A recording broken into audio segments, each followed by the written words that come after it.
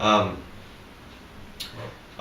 why is it bad? Because even if I do good deeds, I have to take another birth. And taking a birth, taking another body, is the real problem. Our body is the real problem. Why? Because as spirit soul, we do not suffer. We suffer only because we identify with the body. Actually, when you analyze, all suffering is because we're meeting the impermanence. Meeting the impermanence. So why am I afraid to die? Because there's the impermanence threatening. I am actually permanent. I am eternal. That's why death is a problem. That's why we're afraid of death. It's unnatural. No one wants to die. I don't want to die. It's unnatural. But why? Why is it unnatural if we're just a bunch of chemicals? Right? We're just the chemicals, just some matter. So why am I afraid to die? The chemicals, as I said, they remain there. An old person dies, the body doesn't disappear. The chemicals stay. Everything stays. Claudia Schiffer, if she dies, that body stays. It doesn't disappear. The soul disappears, yes, but the body stays there. And it rots in the ground, in the soil. But the energy remains. The energy is cycle, right? So if I'm just a body, if I'm matter, then why am I afraid of this? Nothing happens. Nothing is lost. Why am I afraid? Because I'm not the body. I'm eternal. I'm spirit soul. You see, this is very nicely, logically explained in the Bhagavad Gita. No sentiment, no faith, no religion. Logic. Some very solid logic. So, yes, I'm eternal, but because I identify with the body, I identify with the body relationships, temporary relationships, just like family. Family is a temporary relationship. It is not real. It's not real family relationship because it's based on the body. I had so many mothers and fathers and sisters and brothers in many different lifetimes before. I have so many wives, so many children. I might have been a children to you, I might be a father to me, and vice versa. So many different. Ramachandra, he told me about this Buddhist saying that we all have been mothers to each other. We all have been mothers. You have been my mother at a certain point and vice versa. And our conception of life is very limited. Very limited. We have no idea. See, especially in the West. People think reincarnation is some kind of a strange belief from the East. They do not even understand that, I'm not this body. Even the concept of the soul present in different religions is very vague. God has created the soul. God has blown the life to the body at the beginning of creation. How can the soul be created? How can there be any beginning in eternity? There's no beginning in the eternity. Eternity does not have a beginning. Similarly, the soul has no beginning. So, this particular shloka explains how to act. Now let's be more practical. How to act. I am being bound. Whenever I take some foodstuff, whenever I walk down the street, I'm creating so many reactions from my activities. I'm bound by reactions. I'm killing. I'm a walking killer. Whether it's a tiny little plant or ant or a human, it's just a difference of the body. But the soul is forcibly taking out of the body. If I kill, that is very bad because the soul has to take again that same body, that same birth, and he has to come to that stage again. The body is like a prison, so we're suffering our sentence for our sinful activities. We're killing so many living entities. So now, how do we get out of this? This is Krishna consciousness. Krishna consciousness can be explained in the following way. When a soldier kills in a war, he's acting on the order of the government, right? So he's killing thousands of people with machine guns, and the result is that he gets a golden medal, and everyone applauds. He comes back to his home as a big hero. Very good. Now, if a Charles Manson, I don't know if you know Charles Manson, is a serial killer, really a crazy person. So he killed many people. The same thing is going on, killing. He goes to prison. He's arrested, and everyone is like scoffing. Oh, such a bad person. What a nonsense. But he's killing. What's the difference? One is doing it on behalf of the government. The other one is doing it on his own accord. So this is just an analogy. Sometimes people don't like the analogy because, no one should kill. Even in war, the government is crooked, and so on and so on. But it's just an analogy. If you act on behalf of the supreme government, Krishna, God, then whatever you do, whatever killing you do, there is no reaction. Krishna takes the reaction. Just like he's the proprietor of the water supply, of the grains, of everything in this world. He's the supreme proprietor. Even our own body doesn't belong to us. It belongs to Krishna. So if he is responsible for the killing we do throughout our lifetime, there is no harm. There's no harm for him. There's no sin for Krishna. So this is the process of Krishna consciousness. We're learning how to act on behalf of Krishna. This is called Bhakti Yoga. The word yoga means to link up, connecting with God. And the word bhakti means love. Love. We actually connecting with God through love. And there's a preliminary stage to Bhakti Yoga, and it's called Karma Yoga. Karma Yoga. So, in the beginning, it is not expected that we become immediately on the stage of love, stage of bhakti. That is very difficult. What is that bhakti? What is that love? We do not understand the concept of love. Here, the love is actually lust in disguise. I love someone as long as he satisfies my senses. And as soon as my sense gratification is just a little bit threatened by that same person, he becomes my enemy. He's no longer my beloved, my friend, my this and that. He becomes an enemy. So the real love is that my beloved, he can kick on my face. He can become my enemy. He can do the most horrendous things to me. I still love him unconditionally. That is, Lord Chaitanya is praying like this to Krishna. You can make me brokenhearted. You can make me sad by not being present before me. You're still my worshipful Lord, birth after birth. Unconditional Krishna consciousness, our devotion to Krishna, is actually the path of devotion. We're trying to develop devotion to God. Not simply theoretically or ritualistic. God, yeah, I believe in God. I have to do my rituals. I have to pay my fees to my religion. I have to go to church. Oh, what a drag. No. We're trying to become mad with love for Krishna. This is unconditional love. You love Krishna so much that you do not even hesitate to lay down your life for Krishna. Just like it happens sometimes. Sometimes, people commit suicide. They fall in love in so much intense passion. And if the person doesn't reciprocate, that person commits suicide. See, this is love. Yes, this is real love. It's very strong love. So we try to develop that kind of love for Krishna. What will it do for some insignificant person here? He is not worthy of that. Our devotion, our surrender. That person is just like a tiny little part and parcel, a tiny little leaf or branch of a tree. Krishna is the root of that tree.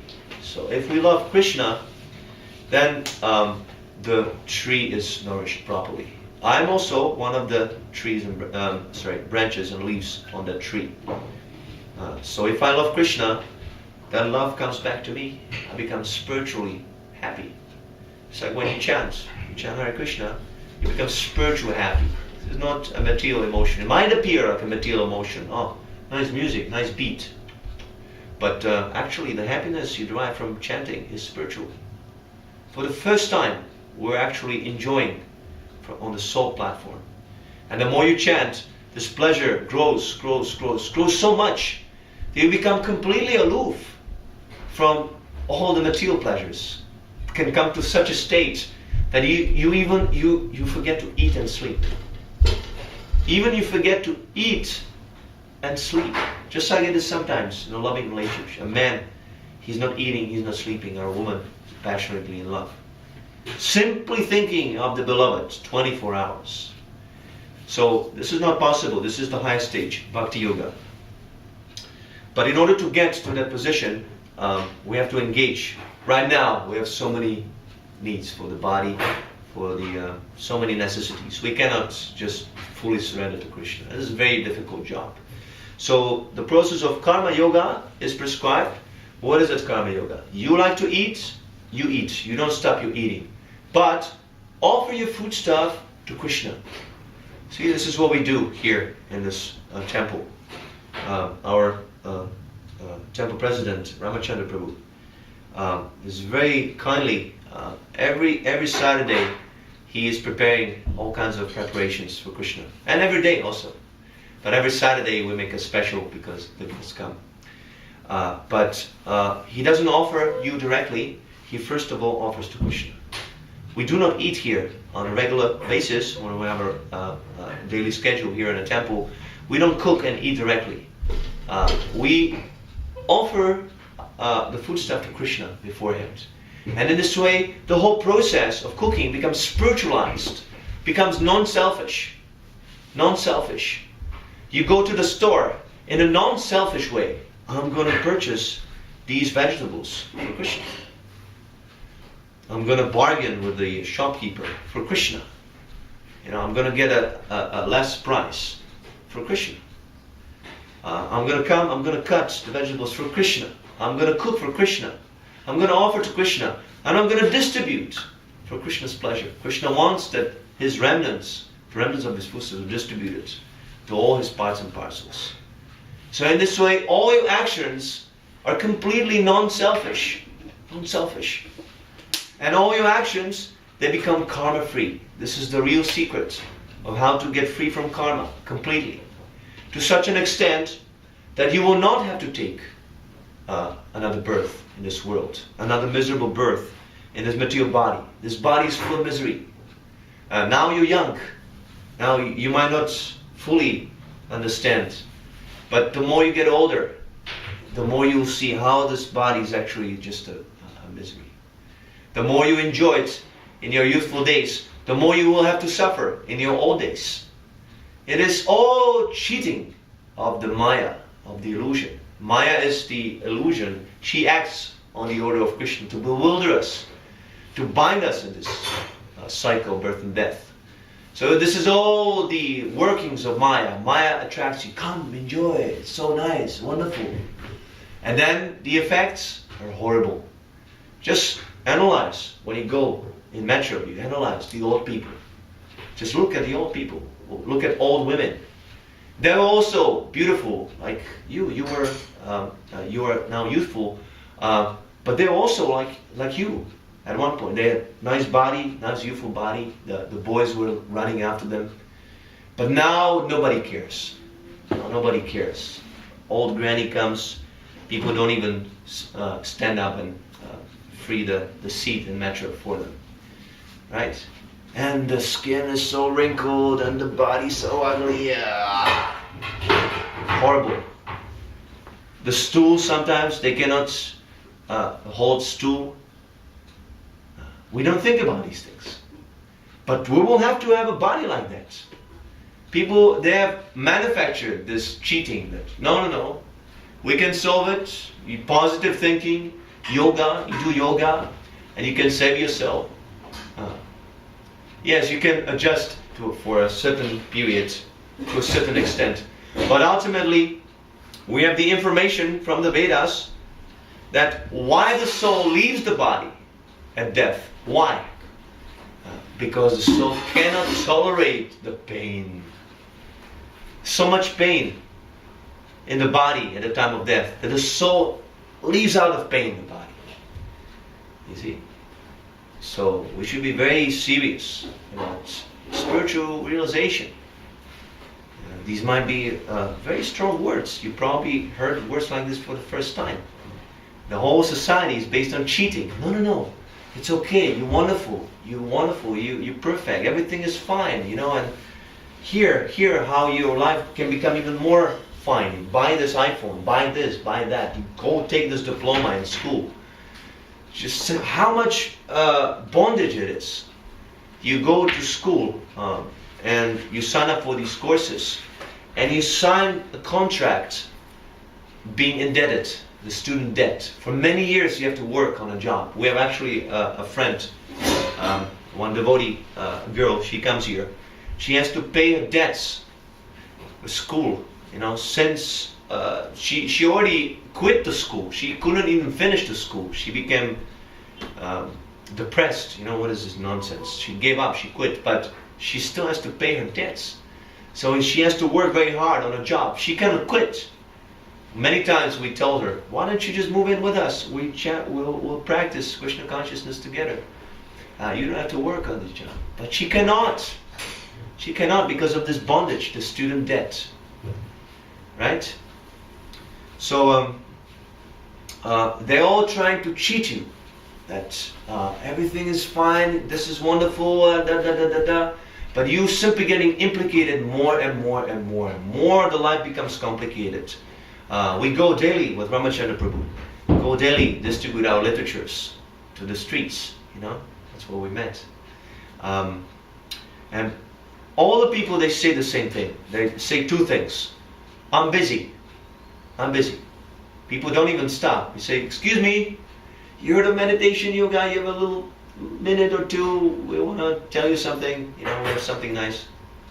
So, no, I'm busy. No, I'm busy. Everyone is busy. I have an exam. I'm busy. I gotta go to work. I'm busy. I have an appointment. I'm busy. I'm in unemployment, so I'm busy to find a job. And the second sentence they say when we stop them and we offer the book and they like it and we ask for donation, they say, I have no money. So simply busy, and the result is no money. See? And a devotee, he's not busy. He's busy, yes. He's busy with transcendental enjoyment, chanting, dancing, just like we experienced, eating nice food stuff offered to Krishna. Yes, it is also busy, but busy for pleasure. With Krishna, you only enjoy. And so much money. Just imagine a place like this. We have no work. I don't work. I simply preach this Krishna consciousness. How are we able to afford this big apartment? Andreas, when he came, immediately he said, wow, you have a nice place here. Because he saw us before we had a smaller place. Mm-hmm. How is it possible? Food stuff, we can make so much. We have so much food stuff that we can invite you guys and we distribute. Sometimes we have problem, Ramachandra and me also, sometimes we have indigestion because sometimes we cook a big feast. Unfortunately, no one comes. They're busy, and no money. So no one comes. So, in our tradition, it is an offense to throw away food stuff which was eaten by Krishna. We never throw this food stuff away. We always take everything. So sometimes we have indigestion. Just imagine, with Krishna, you have indigestion. So you can see, if you come, again, you associate with devotees, especially Ramachandra Prabhu, he can tell you a lot about his experience. He joined, I think 3 years ago, Prabhu? Yeah. He joined this Krishna consciousness 3 years ago, and he experienced a tremendous change in his life. He was a regular person, just like your good selves. And at one point he decided to dedicate fully his life to Krishna consciousness. You know, there's a difference. There are devotees who are living outside in the society, and Krishna consciousness is not limited to persons who live in a temple. They can also chant, they can also offer food stuff, and so on and so on. But if one decides to dedicate his whole life to Krishna, then he can perceive the Krishna's arrangement more distinctly. You know, if you surrender to Krishna, then Krishna will manifest himself to you more. If you do not surrender, if you're still challenging, where is Krishna? I don't believe. Krishna remains in hiding, doesn't manifest. He's waiting for you to make the first step. He's already made so many steps. You know, he's given you this whole material existence, all these things. Everything we see here is created by Krishna to give you the feeling that Krishna doesn't exist. This material world has been created by Krishna to give you the illusion that Krishna doesn't exist. So, unfortunately, I just realized that we have to finish. This would be it.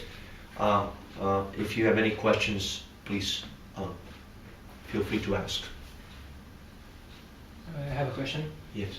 You said that people are rich because they were good in their past lives, but it's the same soul. So in their past life they did something good, but in their next life they're rich, but they do bad stuff with their money. Why is that? If the soul remains the same and they were good before, why are they bad right now? This is on account of association. Just like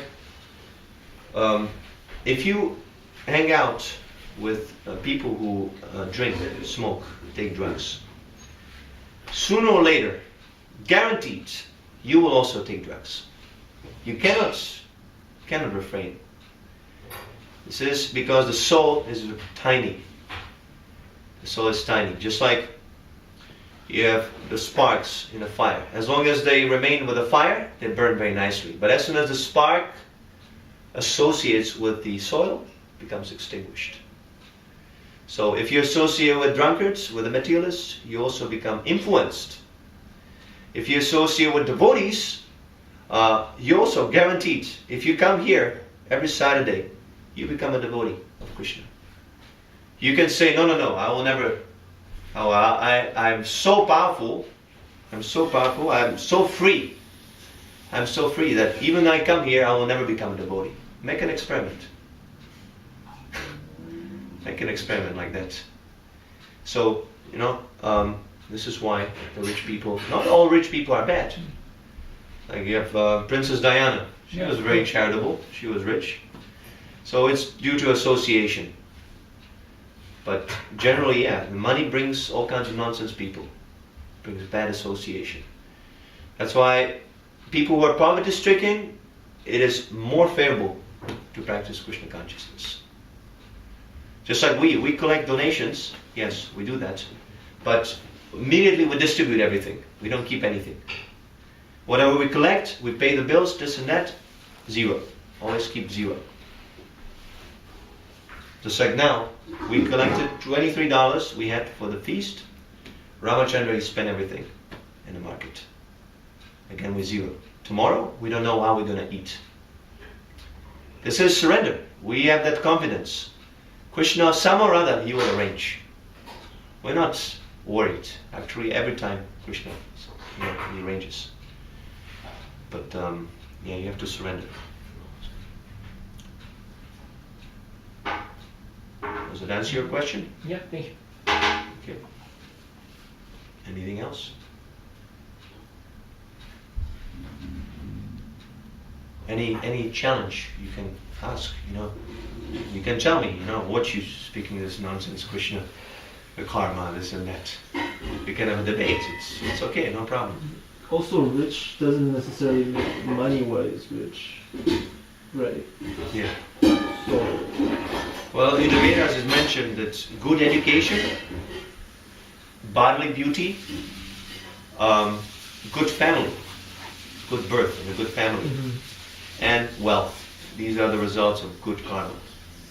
And vice versa, ugly features, crippled body, disease, legal implication, foolishness. These are the results of bad deeds in the past. But we're not concerned with this, good or bad deeds. This is not what the class was about. This is going on in the material existence. We try to get free from all these, good or bad. You're going to take your birth again, whether you do good actions or bad actions. But if you do actions for Krishna, then you'll get a spiritual body. Spiritual body is Satchit Ananda, is eternal, full of knowledge and full of blissfulness. So that's what we are trying to do. We're not concerned with good deeds or bad deeds or being rich or this and being beautiful. It's all temporary, comes and goes with the body. Don't be attached to these things. You are eternal. You're eternal. You might have rich position or beautiful features, beautiful wife or whatever. It will come and go. Somehow, through association, even you don't want, like I said before, you become implicated, you degrade, and you have to suffer. So much people are suffering in the world. You can also take birth in China, in underdeveloped country, in Africa. People are dying out of starvation. You don't know how. Krishna says, Yam yam vapi smaram bhavam tyajate ante kalaivaram tam tam eva iti kuntiya sadatat bhava bhavitaha. That you can become anything. At the time of death, what decides is the state of your consciousness. Whatever thought, last thought you have at the time of death will decide your next body. So the last thought is the combination of all your thoughts you had throughout your whole life. That's why we chant constantly. We chant this Hare Krishna mantra constantly. Hare Krishna, Hare Krishna, Krishna Krishna, Hare Hare, Hare Ram, Hare Ram, Ram Ram, Hare Hare. We're preparing for the last moment. And if you have no preparation, if you live by accident, well, whatever. This is a very risky position. Very risky. By accident, you can become a dog, you can become a tree, you can become, a poverty-stricken person. You just look on YouTube. So many people are suffering in the world. You can also become like that. Now you're born in Canada, you have a nice facility. That might change immediately. In 1 second you can leave this body. Something may happen. Terrorist attack, bomb will explode. But we carry on. This will never happen to me. I'm happy. So that's why people are not serious about Krishna consciousness. This is the problem. So you have to be serious.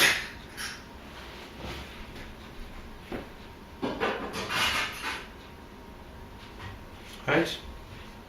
Unless you have any other questions. Okay. Grantharaj Srila Parishad ki Jai, Srila Prabhupada ki Jai. Namo Vishnu Padaya Krishna Prasthaya Mukari Shamana Vasudeva Nasamani Namaram Sri Saraswati Devi Guruvani Guruchari Shri Shri Shri